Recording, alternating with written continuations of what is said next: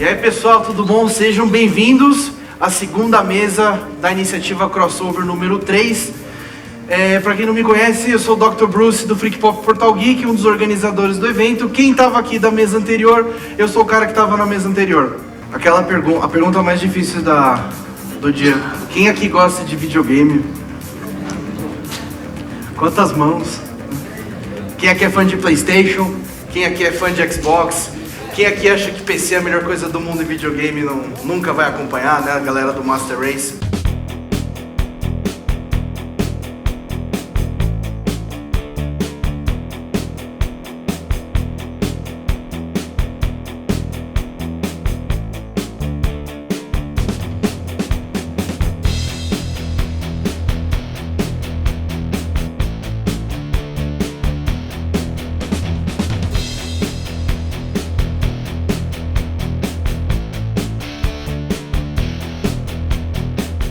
Pessoal, Renato Svegnani, do Meia Lua, Celso Affini, do Defenestrando Jogos, né?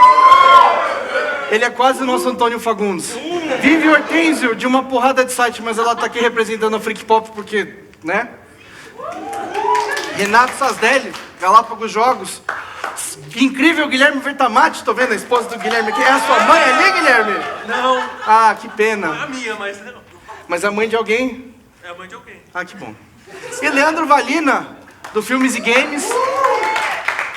Se tiver alguém que banca ele no Patreon aqui, é só pedir, fazer solicitação no microfone, que ele tá aqui para o agrado de vocês. Se a gente vai falar da evolução do meio, a gente vai começar a falar de narração e evolução disso.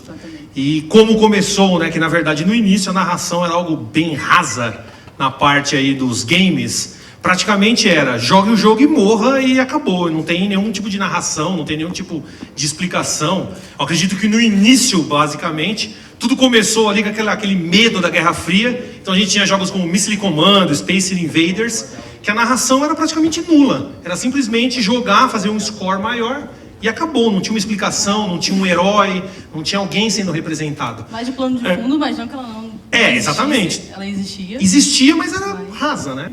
Tanto que você pegava a descrição de, por exemplo, o plano para fazer um jogo, você tinha uma ambientação, tipo, o que é? A gente vai representar o espaço, vai representar o Mario que veio depois, que aquela história é miserável, tipo, você vai só andar reto e salvar a princesa, mas para você saber, e tinha essa questão da capa, porque visualmente o jogo dava pouca conta de, vamos dizer assim, te mostrar e representar aquilo que era. A gente tinha que usar mais o nosso consciente para fazer o game, né? A gente era um jogo imaginativo. A capa do Adventure, aquele dragão, aquele, né? O guerreiro lá. Daí você vê os quadradinhos. Você tinha que usar a sua imaginação para... Cara, para alguns que não estavam muito interessados, aquele game não era muito legal. Mas quem tinha, digamos, uma imaginação apurada e fértil, aquele game era sensacional. E um game que me enganou muito, Leandro, era o Otelo. Que é aquele jogo de pecinha, só que a capa era um cara assim, colocando a mão assim com as peças. Nossa, esse jogo deve ser sensacional. Eu ia fazer uma ponte até para os jogos de tabuleiro que começaram sendo todos abstratos, né? E depois, nos anos 50 e 60, acabaram surgindo também jogos com temas rasos, como Monopoly, que eram bem... Colocou, vai jogar, né? Então ainda é um paralelo que dá pra fazer que vai no mesmo caminho. O que é mais abstrato que Ludo, né? Pecinha, chega no negócio, levou todas e acabou. Casa azul, né? É sorte no dado, né? Mas essa questão que você falou, por exemplo, não tinha um objetivo, né? O objetivo era morrer. O grande objetivo, né? Até a gente comentou antes, mais cedo, que o termo de zerar o jogo era porque a única coisa que você podia fazer era fazer o score, chegar no 9999 e dar pau e ele vira zero de novo. Então por isso que falava que era zerar o game, entendeu? Então era o máximo que você podia fazer. E era algo extremamente frustrante, né? Porque aí você zerava o game, você ia mal no ranking, tá ligado? Porque você ficava com tudo zero. Não tinha dor tirar foto da televisão também, tipo isso.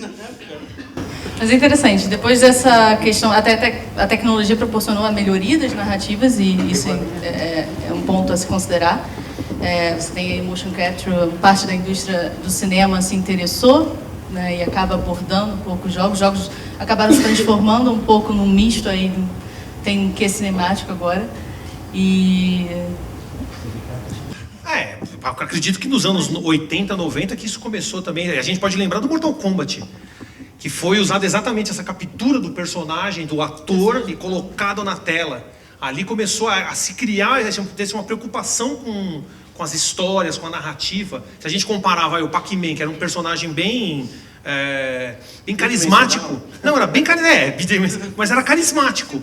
Porém, você não tem como falar que hoje os consoles e principalmente os jogos têm personagens muito mais carismáticos que um Pac-Man. É lógico que o Pac-Man tem aquela nostalgia, saudosismo para muita gente, mas hoje um personagem atinge muito mais facilmente o público, porque traz quase uma história de um filme, melhor que filmes até. Tem evolução do adventure, tá virando né? filme, né? Muitos Ele personagens transcende a mídia, né? estão virando filme por causa disso, né? Não, e Antigamente vira você não quadrinhos, e vira livro, e vira séries. Jogo. Mas mesmo assim, o contexto narrativo, por exemplo, você passar de um storytelling de um filme que você usa para fazer um roteiro de filme, hoje em dia é o mesmo raciocínio para você fazer um roteiro de jogo também. Exatamente. Você tem que pensar nas linhas de história, no desenvolvimento de personagem, tem que fazer tudo isso. A evolução tecnológica do videogame, ela foi para esse lado, né? Hoje a gente está vendo, nós todos acompanhamos através dos nossos sites a E3, e muitos que foi divulgado lá, os trailers, na verdade não era nem gameplay, era trailer cinematográfico.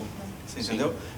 Então a gente teve vários jogos que fizeram isso, né? O The Last of Us foi um quebrador de barreiras, porque ele trouxe uma carga dramática que a gente não tinha tão forte nos games, entendeu? Tinha um jogo ou outro, né?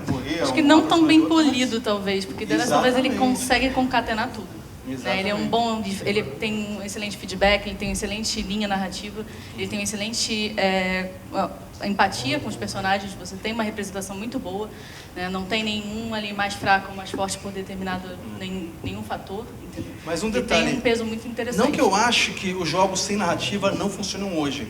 A gente tem muita produção de jogo indie que está voltando. O pessoal que faz jogo indie, que é aquele pessoal que viveu nos 80, nos 90, era apaixonado pelo 8, 16 bits. E hoje em dia eu sinto, tá? Minha percepção é que esse pessoal sente falta desse tipo de jogo um pouco mais raso, simples, né? Tem uma história? Tem, mas não precisa, o pessoal não quer tanta história, tanto gráfico. O pessoal quer mais o gameplay. Então, eu acho que hoje ainda tem um pouco disso. Os jogos indie estão voltando e falam, gente, a gente não quer tanto blockbusters. A gente vê os games sendo lançados pelas principais indústrias. Na verdade, o indie se foca na criatividade. Exatamente isso. O indie ele Forte. é aberto para espaço criativo, né? Então assim, ele vai do extremo, ele vai do jogo que não tem nenhuma proposta narrativa até aquele jogo que ele realmente volta a ter um botão e você ir para frente e para trás, porque narrativamente mas narrativamente o jogo é complexo, porque ele tá ali para contar uma história, E entendeu? ele pode vender muito. Não, e o interessante é criar até uma nova categoria de game art. Game art veio a partir de uma produtora indie. Então, Sim. os games Porque estão as ganhando uma empresas conotação grandes diferente. estão seguindo essa linha e fazendo jogos mais simples, sendo uma empresa grande, né? Exato. Ele parece um jogo indie, É. parece um jogo independente, feito para ter uma ideia diferente, mas ele é uma ideia diferente dos desenvolvedores que fazem os mesmos jogos blockbusters que a gente vê, né? Caso da Ubisoft com Shield of Light, que é uma história que tem uma narrativa incrível, como eu ia falar também do Limbo, que praticamente você não vê nada, mas o próprio jogo transmite algo e fica totalmente... a ambientação do game, a ambientação já é uma narração, porque e o detalhe, fica a seu critério escolher o que você acha que aconteceu. A gente Fica pra volta a você usar aquela descobrir, coisa né? dos anos 80, né? A gente tem que usar muito da nossa imaginação para completar um pouco as lacunas que o criador deixa ali para isso. Ele quer que cada pessoa identifique o jogo de um jeito. Sim, e essa questão que você falou do Child of Light, por exemplo, é até uma visão assim da evolução brasileira na área de games, né? Porque o jogo, originalmente, ele é todo construído em poesia.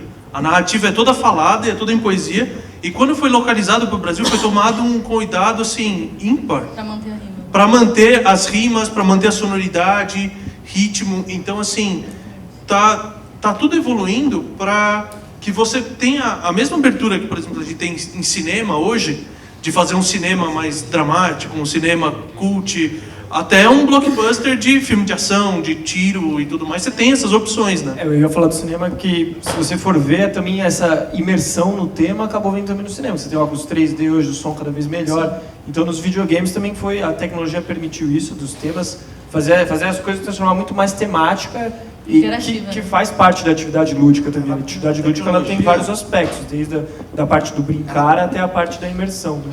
E isso forçou a mão dos jogos analógicos também, né? Que eles tiveram que sair do ludo que eles tinham para uma evolução.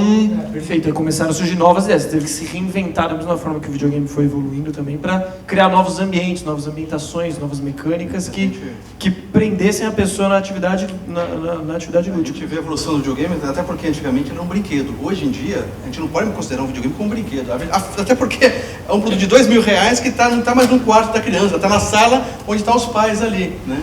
E tem faixa etária, né? E tem faixa E etária. que dá $1 milhão por ano. Exatamente. Mas é que- 58% das pessoas É que jogam videogame. essa conotação de brinquedo é uma coisa que vem, historicamente, talvez a civilização tenha passado isso como se fosse uma coisa infantil, né? E o brincar pertence a todo mundo. E quando você deixa de brincar, você está deixando de evoluir também como ser. Tanto como ser que o humano. tabuleiro, o pessoal não fala tanto brincar, fala jogar. O tabuleiro já tem uma característica um pouco mais...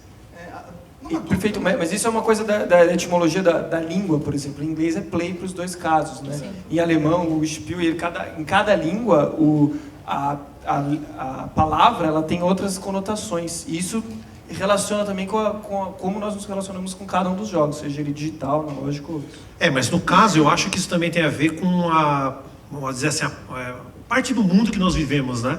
Querendo ou não, a tecnologia aqui sempre a gente teve um atraso para chegar. Então a gente, como brasileiros, a gente tem uma diferença de ver. Até japonês, pessoa de 70 anos, videogame é um negócio divertido. Não é visto como simplesmente um brinquedo. Eu não falo nem mal visto, porque acho que hoje em dia tem alguns paradigmas do videogame, né? Essa parte tecnológica, mas isso é mais pelo nosso posicionamento aqui no país, né? no Brasil, A tecnologia até não É cultural, né? É cultural, exatamente. Até na questão da educação, por exemplo, você falou esse negócio, no Japão pessoas mais velhas lidam com videogame, lidam com tecnologia.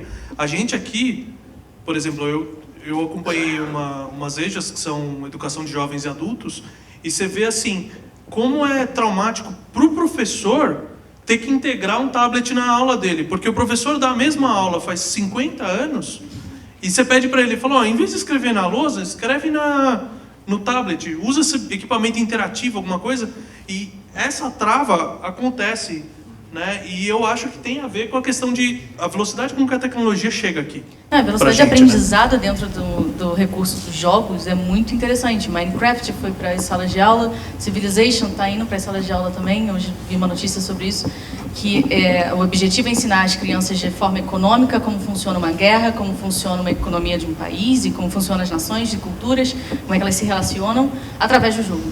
Isso é muito fácil. É uma discussão até porque o modelo de ensino ainda é muito antigo, né? Exato, é Então a gente engessado, né? foi se tornando cada vez mais dinâmico, cada vez a resposta do videogame, as coisas você quer, as coisas muito mais rápido. Exatamente. E os jogos permitem isso, os jogos permitem que você passe informação de uma maneira muito mais direta e às vezes até, não vamos dizer mascarada, Intuitiva, mas fica intuitiva, intuitiva, fica, escondida. É engraçado que você vê, por exemplo, em escolas de inglês, há mais tempo eles já usam aqueles joguinhos de tipo, nem que seja só uma forca, um joguinho de forca para você aprender a escrever a palavrinha em inglês. Mas culturalmente ele já vem. Que é uma coisa assim, a aula de informática da escola, ela deixava o uso de jogos, na aula de informática da escola normal, usava para fazer Word, fazer uma apresentaçãozinha, qualquer coisa, enquanto que nas escolas de inglês ou que tem uma cultura, está trazendo uma cultura exterior à nossa, já vinha aplicando isso devagar. E agora cada vez mais, por causa da questão de, por exemplo, VR, né? O que é uma coisa que todo mundo espera? São coisas interativas culturais também, né? Já tem aquelas simulações de você passear, por exemplo, no Louvre. Você passeia no Louvre pelos computadores. Com o VR, com a tecnologia de realidade virtual e tudo mais, você poder fazer isso estando lá e aproveitar isso, além de jogar, você estabelecer uma qualidade de imagem e tudo mais para você poder usar numa gama muito maior de atividades. O Google Cardboard tem várias atividades para ensino, inclusive, justamente para crianças que não têm acesso, não vão conseguir chegar nesses lugares, e você tem a oportunidade de mostrar e elas se sentirem no local, que é a proposta imersiva fantástica. Eu acho que é legal essa parte cultural que a gente está falando, porque para nossos pais o videogame era brinquedo. Para o governo era jogo de azar. Só que depois, um videogame que eu acho que quebrou uma barreira interessante foi o próprio Wii. Quando saiu o Nintendo Wii, é aquela coisa que o videogame foi lançado mostrando assim, você pode ter do seu sofá. E hoje em dia a gente vê reportagens, a própria Ana Maria Braga faz reportagens onde vai em lugares com pessoas com deficiência de mobilidades e vê que estão usando o videogame com outras finalidades do entretenimento. Você entendeu? E usa como exercício também. Teve o Wii Fit, tem o Kinect, que tem jogo de dança. Você está fazendo outros tipos de interações, né, entre as pessoas e com o próprio videogame que permitem que mais pessoas que não estavam acostumadas a ficar atrás de um controle com fio preso lá na frente da televisão a 1 metro, fazer coisas diferentes, né? Ampliar. Eu tenho uma balance board do Wii e usei muito. Não adiantou, não emagreci, mas usei. Eu usei, ela segura a porta que é uma beleza, tá ligado? Fica ali encostado. É divertido. Mas, ô Leandro, mas é que tá, essa questão do sensor de movimento falando que era revolução, que não sei o quê, mas continua o controle com fio, nada mudou. Aí que tá. O Virtual Boy também. As aplicações estão sendo usadas agora de uma forma que nem para exercitar pessoas com uma certa idade, para pessoas que precisam realmente desse tipo de interação. Mas geralmente quem joga videogame ainda vai continuar jogando com o controle. Eu sou daqueles caras resistentes ainda. Eu acho que vai demorar uns 200 anos para mudar a conversa. Mas aí você tá na mesma resistência do professor que não quer usar tablet na sala de aula, cara. Eu apoiaria colocar tablet em sala de aula. Mas agora, falar pro pessoal, vamos jogar sem controle. Olha, Eu e você, enquanto não for eu e você Matrix que somos ligar no old seu school, cérebro eu e e você você dar que porrada no somos cara, retrô. não vira. Os outros também Tá aqui, certo. mas a gente que é old school, retrô, a gente se segura muito isso. Só que esses jogos novos, eles não foram feitos tanto pra gente, e sim pra pessoas que não jogavam. A minha esposa, junto com a minha filha, adora jogar Just Dance. E elas não tocaram em videogame. Ou seja, a Ubisoft, ela ganhou um público que ela não tinha. Mas eu falei exatamente isso. Não é questão de eu ser contra. Mas se gente- você a for gente ver, segura. é uma opção só. Você pode ver o próprio Xbox One agora, a versão atual, não vem mais com Kinect. Você não é mais obrigado a ter aquele Move, o sensor de movimento. sucesso. Não, mas Porque é o que uma acontece? alternativa. As Uma coisas. escolha, né? Não é bem uma escolha. A maioria dos jogos já não faz mais, não tem tanta importância isso. Aí que tá. Existem mudanças, só que algumas não são tão aceitas. Aí, como eu falei, acaba tendo uma vertente para outros lados, para outras coisas. Mas uma das para importâncias educação. é quebrar paradigmas também, de trazer para novas pessoas e mostrar Então, que o jogo é uma coisa natural. O que você está falando de resistência à mudança ocorre inclusive também dentro da indústria. Por exemplo, ano passado a Microsoft anunciou um produto que era de realidade aumentada. Você colocava um óculos e ele ampliava aquilo que você estava vendo, colocava coisas mais próximas, mas não era realidade virtual.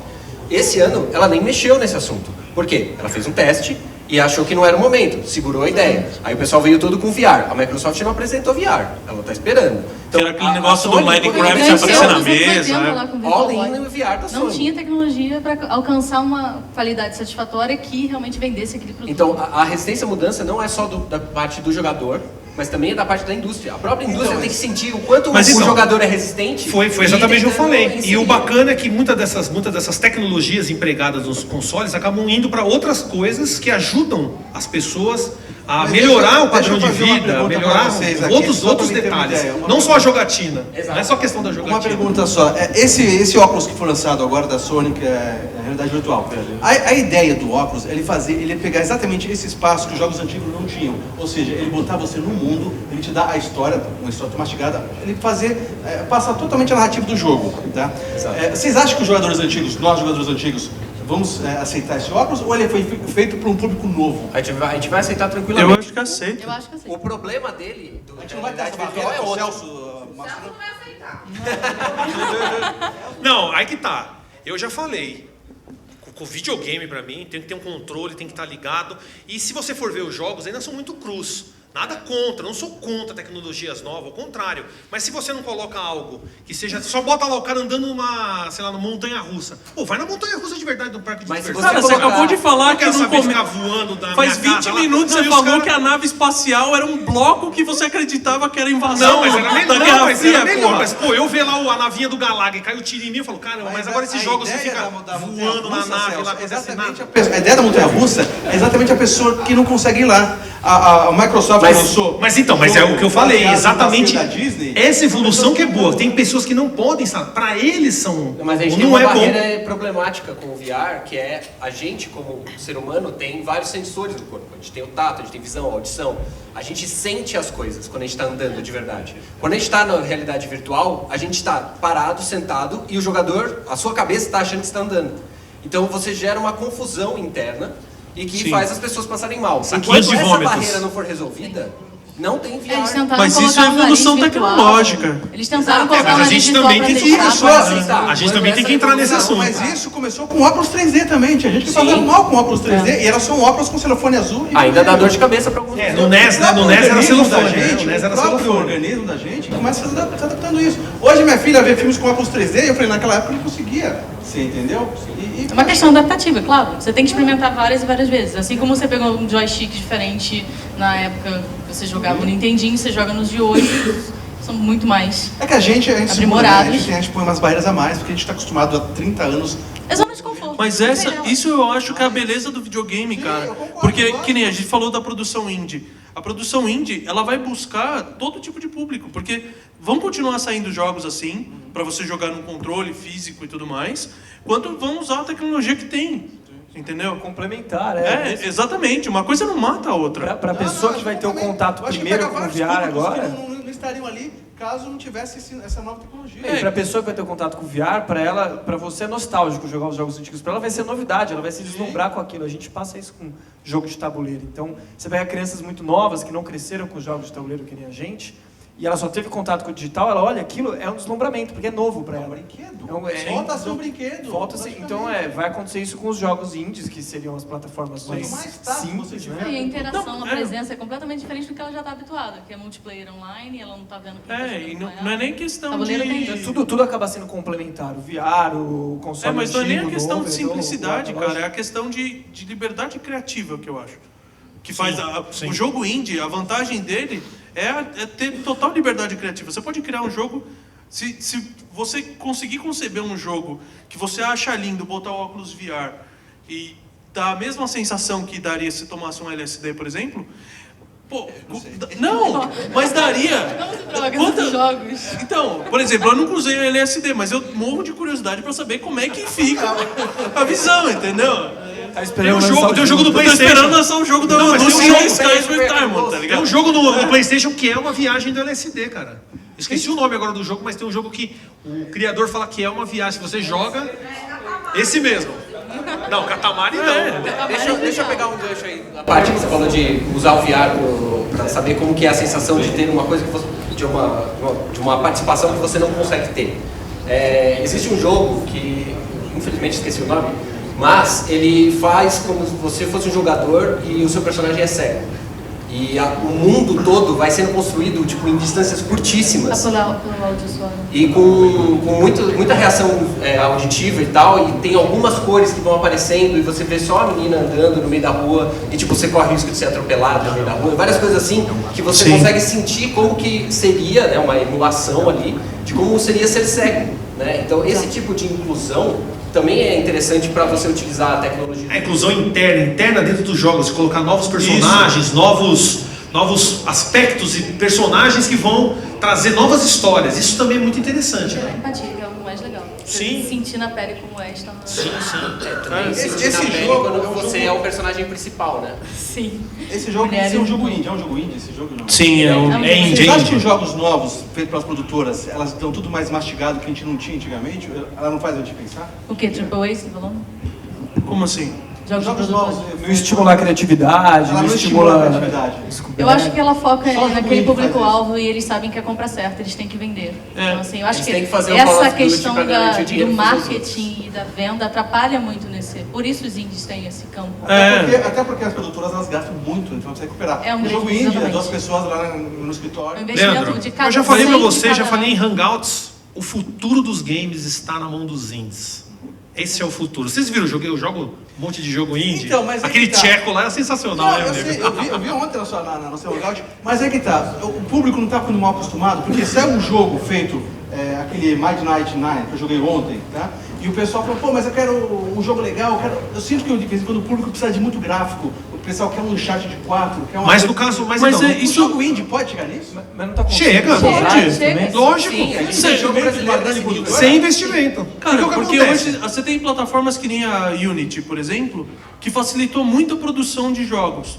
Você pega, por exemplo, que seja 5 anos atrás, 7 anos atrás, você pensar num jogo indie com gráfico de Life is Strange, por exemplo, que é todo trabalhado, tudo bem, ele não é tão bom quanto os jogos Mas, AAA, mas ele todo produzido em cima do Unity. E outros jogos são produzidos assim. Então eu acho que cada vez mais, como é uma coisa de arte, então você vai ter duas linhas. Você vai ter a linha do cara que vai querer começar do zero a programação e fazer um negócio artístico da maneira que ele quer, como o cara que vai pegar essa ferramenta, igual quando a gente era menor, e pegava tipo o RPG Maker para fazer joguinho, entendeu? Porque a gente não queria saber programar, não queria nada, eu só queria botar a historinha ali, o bonequinho lutando contra o bonequinho, e é isso. Criatividade sempre vai existir e não vai morrer assim. Pode ser que a indústria, as maiores empresas vão continuar sempre fazendo mais do mesmo, mas sempre vai ter alguém com alguma ideia nova, vai trazer alguma coisa nova. E o detalhe, eu fico receioso que essas empresas vão lá e comprem, né? A EA quer agora fazer isso, né? Comprar as pequenas, vem cá e não faz mais nada, hein? É nossa. Para dar espaço para outras pessoas que estão tentando subir, terem o espaço dentro do jogo. Porque quando esse pequeno é comprado por uma grande e ele vai ter uma obrigação de entregar alguma coisa diferente, outro pequeno vai surgir para cumprir o lugar dele. Então, No Man's Sky está sofrendo por isso. Ele foi comprado. E ele vai ter uma mentalidade de desenvolvimento de pequeno dentro de uma empresa grande e talvez ele traga o Child of Light, entendeu? Sim. E as empresas estão crescendo esse pensamento. A Sony, a gente viu na E3, tanto a Sony quanto a Microsoft defenderam ferrenhamente, deram trechos das suas apresentações para a produção indie. Que eles estão falando, eles estão facilitando maneiras de você trazer o seu jogo para o conselho. É lógico. Investem pouco, o retorno pode ser maior do que um Uncharted, um God of War. Eles investem muito pouco. Porque dentro de uma empresa grande também é difícil você propor novas ideias, eles tentarem arriscar mais, né? E o indie pode fazer isso. Então quando ele passa a bola para o indie, de repente, trabalhar no desenvolvimento, ele está dando a chance de pensar um pouco fora da caixa, né? Porque ele tem uma diretriz de pensamento, um público-alvo. O indie não, o indie é mais solto. Então é aí que vão surgir as novas ideias. Sim. E de novo, nessa parte dos indies, eles trazem personagens diferentes, características diferentes, coisas que a indústria acaba não colocando porque ela considera que a maioria é diferente. Baseada na nostalgia deles. Exato, Muitos indies são retrôs assim, assíduos. E você começa a jogar os jogos indies, você sente, você começa a ver, putz, isso aqui veio daquele jogo de 80, esse veio daquele jogo de Mega Drive. Mas teve uma evolução gigante. Se a gente falar também da evolução dos personagens, se a gente pegar um Pac-Man e for comparar com God of War, um Kratos, a diferença que tem. E tiveram muitos personagens e diferenças gigantes, né? Tanto que você pode ver, a indústria mesmo, ela gosta sempre de apelar sempre para a mesma coisa. Né? Porque, desculpa, eu não quero ser o Snake, né? Eu nunca quis ser um cara fortão e pai. Tudo bem que tem umas minas que ficam andando lá, mas... Né? Eles abusam disso. Todo mundo sabe. O Kojima mesmo, né? É um dos que gosta de aloprar com personagens femininos. É um taradão, né? Terrível. Ele é os três bem tarados.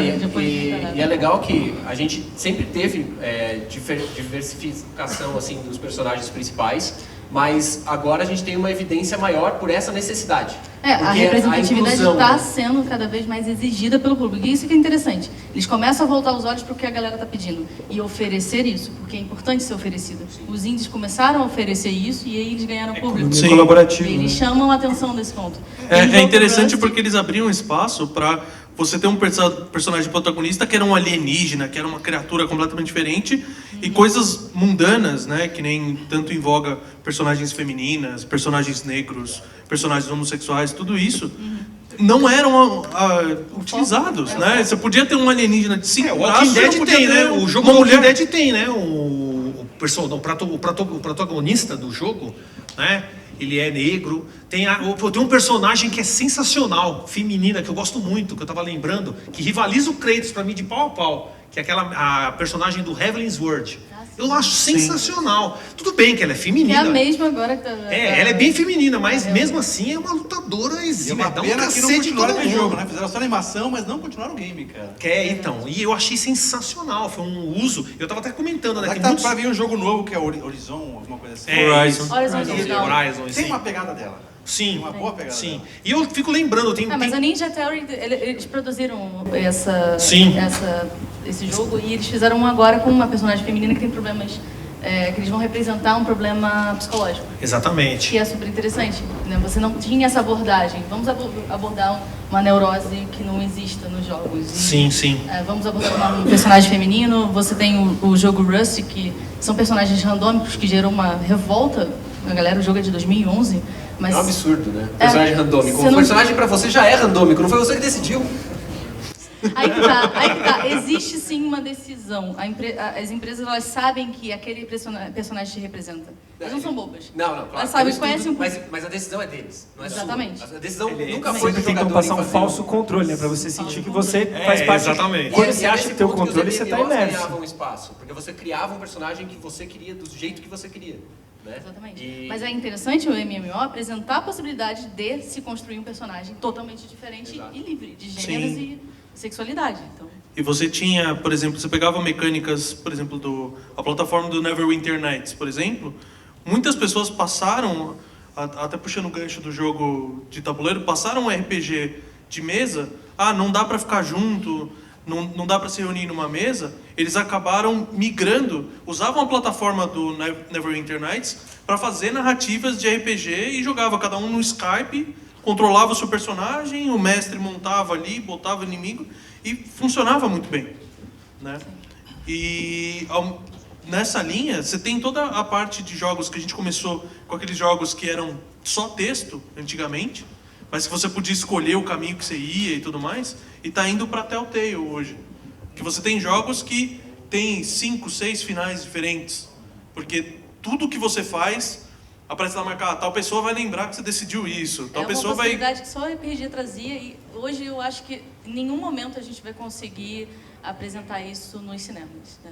É, O jogo com certeza, com nunca certeza. vai Sim. conversar direito. Você decide, parece Tony Não, mas Tem um teve botão na uma cadeira, época- né? Você escolhe na cadeira. assim. Mas teve uma época que tinha cinema interativo, só que não foi pra frente. Era um cinema que você escolhia pela cadeira, você apertava o botão A ou B e escolhia qual o A seria o realidade final. virtual pode ser isso. Numa sala de cinema, cada um com óculos e cada um pode escolher. Já o seu existe lado. sala da Você tá chorando, o cara do seu lado tá gritando, né, cara? Exatamente. A gente não sabe como vai a tecnologia, né? Pode ser. É, porque você já sabe, né? Quando a gente transporta do videogame pro cinema, sei lá, né? Não sei se a realidade virtual vai ser a mesma coisa, Mas né? a tendência é interação que cada muda vez tudo. A única coisa que eu posso falar pra você, Double Dragon. Olha lá, o pessoal Eu vi Street Fighter hoje de Cê manhã é do doido. Van Damme, cara. Olha só, quando eles pariu, transportam o game pro cinema, nem sempre sai exatamente como poderia, né? Mas aí a gente tem a chatice dos jogadores, né, nós, querendo que o filme seja a mesma coisa que o jogo. E ele nunca vai ser. É impossível, Na porque palestra você não tá anterior, o pessoal tava jogando falando isso, são e outras o plataformas. cinema, um filme longo, você tem 3 horas e pouco, é um filme absurdamente longo. Um jogo indie curto tem Vai 4 a fazer um 5 filme horas de do duração. Elder Scrolls, Gente. 100 horas de filme. O jogador faz a sua narrativa dentro do jogo. Nunca será igual. Não tem igual. Mas Double Dragon era fácil, mas é só botar uns caras brigando na rua lá pra salvar a mulher, pô. Caramba. Mas aí a gente Vocês vem estão- com o Silent Hill e acertou. A gente queria brigar mais, você não vai deixar, né? É. Vocês querem falar mais? Vocês aprenderam bastante coisa com essa galerinha do barulho, gente? Vocês aprenderam? Eles se comportaram? Então se inscreve no nosso canal. Eles se comportaram? Pede bis.